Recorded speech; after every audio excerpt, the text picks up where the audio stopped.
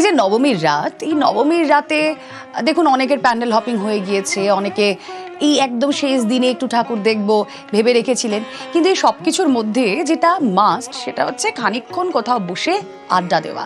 আর যদি শহর কলকাতার এরকম একটা নির্ভেজাল আড্ডা দেওয়ার জায়গা বলি, যেখানে রথ দেখা কলা বেচা দুটোই হয়, মানে ঠাকুরও দেখা যায়, সামনে বসে আড্ডাও দেওয়া যায়, হ্যাঁ কোন জায়গা আমি জানি, ঠিক একদম আপনারা ঠিক গেস করেছেন, ম্যাডক স্কোয়ার। সেই ম্যাডক স্কোয়ারের পুজো ঘিরে বরাবরই একটা আলাদা উন্মাদনা থাকে। সেই উন্মাদনা নবমীর নিশীথে কতটা, চলে যায় ইরণ রয় বর্মন, প্রতিনিধি রয়েছেন সঙ্গে। ইরণ, কাটছিল বেশ পুজো রেশ, আজ নবমী, কাল তো শেষ। রুমেলা, কাল হয়তো শেষ বিজয়া দশমী, তবে দশমী আসতে নবমী নিশিটা অনেকটা বড়। আর নবমী নিশি যাতে শেষ না হয় আমরা সবসময় চাই। ম্যাডক স্কোয়ার হচ্ছে তোমার আমার প্রত্যেকটা আম বাঙালির, শুধু বাঙালি কেন, প্রত্যেকটা শহরবাসীর জীবনে একটা নস্টালজিয়া। পুজোর শেষে বসে আড্ডা, পুজোর শেষে গল্প, পুরনো বন্ধুত্ব পাওয়া, পুরনো প্রেম, সব কিছু মিলিয়েই ম্যাডক স্কোয়ার। যারা রয়েছেন ম্যাডক্সে তুমি তো দেখতেই পারো যে একটা আভিজাত্যের ছোঁয়া সবসময় থাকে, পরম্পরা থাকে, এবং যারা আসেন এখানে মায়ের রূপ দর্শন করেন এবং দেদার চুটিয়ে আড্ডা দেন। এই কারণেই তো আসা। ম্যাডক্সে যারা এসেছেন কথা বলি, আচ্ছা দাঁড়িয়ে আছেন আরতি দেখবেন, ম্যাডক স্কোয়ার ছোটবেলা থেকেই নিশ্চয়ই আসেন? বাইরে থেকে প্রথমবার এসছেন? না, আমি থাকছি এখানে 2 বছর থেকে। ম্যাডক্সের মাধুর্যটা একটু বলবেন কি? আমি তো খালি আরতি দেখার জন্যই ফেমাস জানি এটাকে। আরতি দেখার জন্য। আর ম্যাডক্সে বন্ধুত্ব, ম্যাডক্সের এই আড্ডা। হ্যাঁ নিশ্চয়ই, আমার সেরকম বন্ধুত্ব নেই এখানে, but I have seen people here. বন্ধু নিশ্চয়ই হয়ে যাবে, পুজো এখনো চলছে। ম্যাডক্সের মাধুর্য কি বলবেন?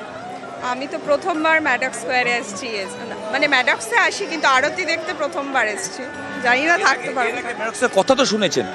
হ্যাঁ নিশ্চয়ই শুনেছি। কি বলেছে ম্যাডক্স নিয়ে? সারা রাত্রি আড্ডা, প্রোগ্রাম, নাচ গান, হুল্লোর মজা, এটা হচ্ছে ম্যাডক্সের মুহূর্ত। তুমি দেখো রুমেলা, যারা দাঁড়িয়ে রয়েছেন তারা আরতি দেখবেন, প্রতিমা দর্শন করছেন, তারা প্রত্যেকেই এই ম্যাডক্সে এসে একটু সময় কাটানো। আচ্ছা ম্যাডক্সে এর আগে এসছেন তো? না, এটা আমার আপনিও প্রথম?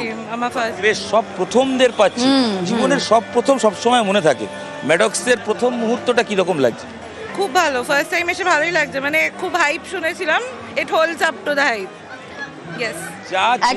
একেবারে ইরণ, আসলে ম্যাডক্স, এই যে তুমি প্রথম শব্দটা বললে, অনেকেই প্রথম এসেছেন ম্যাডক্স থেকে, প্রথম বন্ধুত্ব, প্রথম প্রেম, প্রথম ভালো লাগা, এরকম অনেক কিছুর প্রথম সাক্ষী এই Maddox Square. Maddox is just for madly Bangali. আমরা ম্যাডক্স থেকে এবার আপনাদের নিয়ে সরাসরি চলে যাই শিব মন্দির দুর্গোৎসব কমিটির পুজোয়। চলছে সন্ধ্যা আরতি। 83 বছরের এই পুজোর ভাবনা বিশ্বহরি। সহকর্মী প্রিয়াঙ্কা রয়েছেন সঙ্গে। প্রিয়াঙ্কা, নবমীর জন্য সাজটা একদম পারফেক্ট, দারুণ লাগছে। এটা তো সাজ পোশাকের কথা গেল, কিন্তু কতটা এনজয় করছো দারুণ ভাবে এই বিশ্বহরির থিম, এই শিব মন্দিরের দুর্গাপুজো?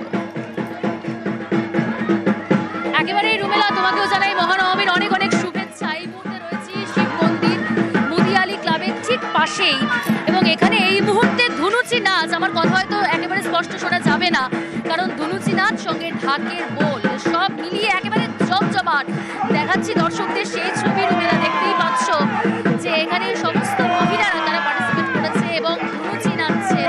কিছুক্ষণ আগে সন্ধ্যা আরতি হয়ে গেল, অভিনেত্রী স্বস্তিকা মুখোপাধ্যায় এই মুহূর্তে উপস্থিত হয়েছেন এবং তিনিও কিন্তু কিছুক্ষণ আগে আমরা দেখলাম শঙ্খ বাজালেন, ধুনুচি নাচে সামিল হয়েছেন। সব মিলিয়ে এই মুহূর্তে শিব মন্দিরের ছবিটা একেবারে জমজমাট রুমেলা। বেশ, মুদিয়ালি শিব মন্দিরের ছবি আপনাদেরকে দেখাচ্ছি, নাচে গানে হই হুল্লোড়। অভিনেত্রী স্বস্তিকা রয়েছেন সেখানে, শাঁখ বাজাচ্ছেন, সন্ধ্যা আরতি চলছে।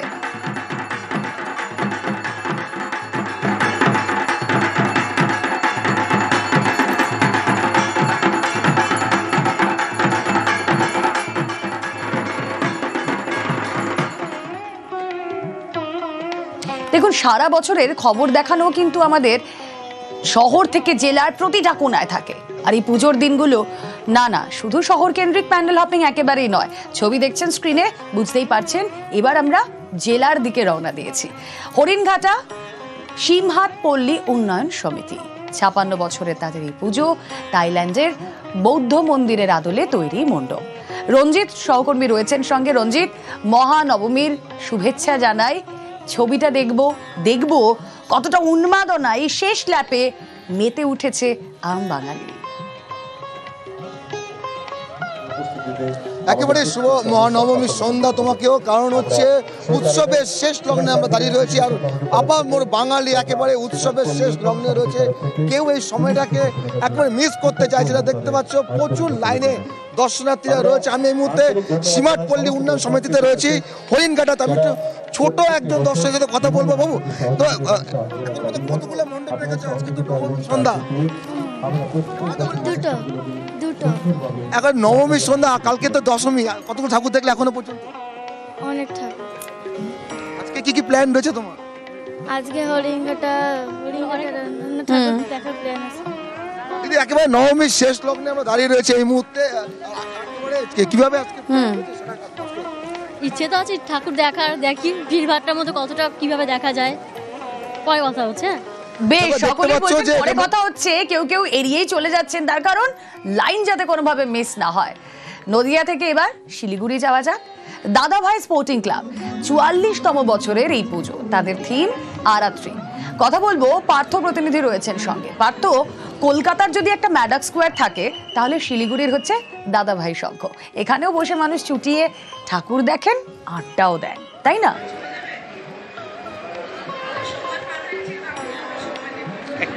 একেবারে তাই, তুমি যে কথা বলছিলে একেবারে তাই। এবং এই নবমী আজকে বাঙালির সেরা পার্বণের শেষ দিন, তাই কিন্তু উপচে পড়া ভিড় দাদাভাই স্পোর্টিং ক্লাবের মাঠে।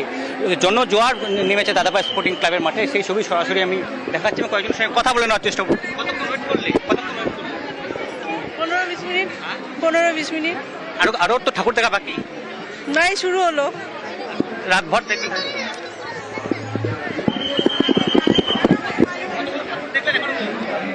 দুটা তিনটা। আর কি প্ল্যান? লাস্ট সব আমার 1 বছর অপেক্ষা। হ্যাঁ রাতভর ঠাকুর দেখবে? হ্যাঁ, রাতভর ঠাকুর দেখি। ভিড় ঠেলে কিন্তু মানুষ এগোচ্ছে। আমি আরো কয়েকজনের সঙ্গে কথা বলে কতগুলো ঠাকুর দেখা বাকি রইল? আর অত বেশি নেই, কয়েকটা আছে আর বাকি। আসলে 1 বছরের জন্য আবারও অপেক্ষা শুরু হয়ে যাবে আগামীকাল থেকে। তাই আজকের দিনটা, হ্যাঁ, মন তো বলছে যেও না নবমী নিশি।